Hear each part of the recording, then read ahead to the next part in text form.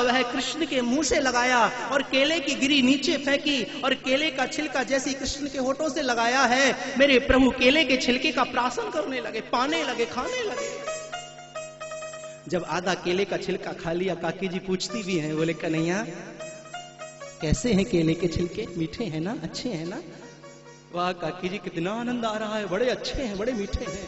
हाँ कन्हैया, जो भी कोई इस कदली वन के केलों को खाता है ना, वह ऐसे ही प्रशंसा करता है।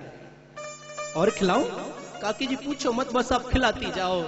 और बार बार ये विदुरानी केले की गिरी को नीचे फेंक देती है, घेर देती है, और केले के छिलके बार बार मेरे प्रभु को पवाती जा रही है, खिलाती जा रही है। प्रभु आनंदित होते जा रहे हैं, गदगद होते जा रहे हैं।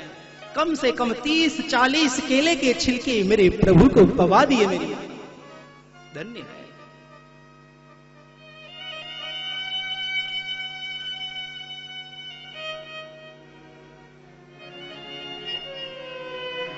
दरवाजा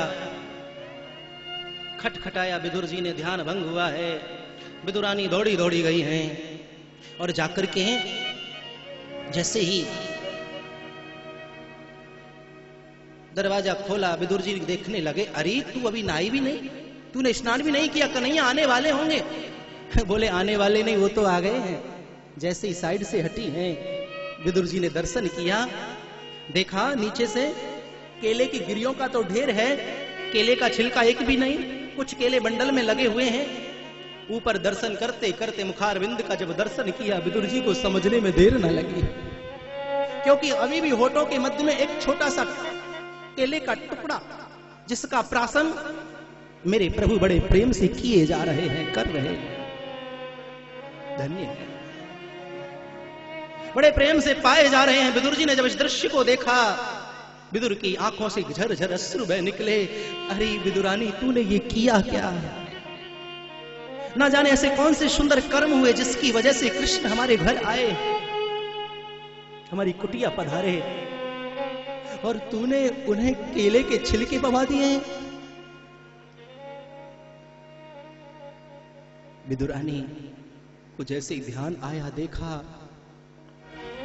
दोनों फपक पड़े, आंखें डबडबा गई, कृष्ण के पास पहुंचे, क्षमा याचना करने लगे, प्रभु हमें माफ करना, हमें क्षमा करना, हमसे बड़ी भूल हो गई, हमसे बड़ी त्रुटि हो गई। कृष्ण ये छोड़ो, मैं तुम्हारे लिए, देखो तुम्हें लड्डू गोपाल कहते ना, लड्डू लेकर के आया हूं, तुम्हें माखन पसंद है, मिश्री पसंद है, वो मैं लेकर के आया हूं, लो ये लड्डू खाइए। कन्हैया को लड्डू दिया, और कन्हैया ने जैसे आधा लड्डू खाया, आधा लड्डू खाते चबाते चबाते कहने लगे, काका जी एक बात तो आपसे कहें, यदि आप बुरा ना मानो तो। एक बात की कृष्ण, दो कहो। बोले सच कहें, जितना आनंद हमें काकी के हाथों से केले के छिलकों को पाने में आ रहा था, उतना आनंद आपके इन लड्डुओं में नहीं है। महाराज धन्य है। विदुर की आंखें छल छला पड़ी, पता नहीं प्रभु आप किस बात पर रीझ जाओ। धन्य है, सत्य है, भगवत प्रेमी परमात्मा भाव के भूखे हैं, परमात्मा प्रेम के भूखे हैं, कि भाव के भूखे हैं भगवान। ध्यान देना, बड़ी सुंदर पंक्तियां हैं। भाव बिना सब साधन झूठो, भाव नहीं तो कितने भी साधन करो व्यर्थ है, बेकार है, झूठा है।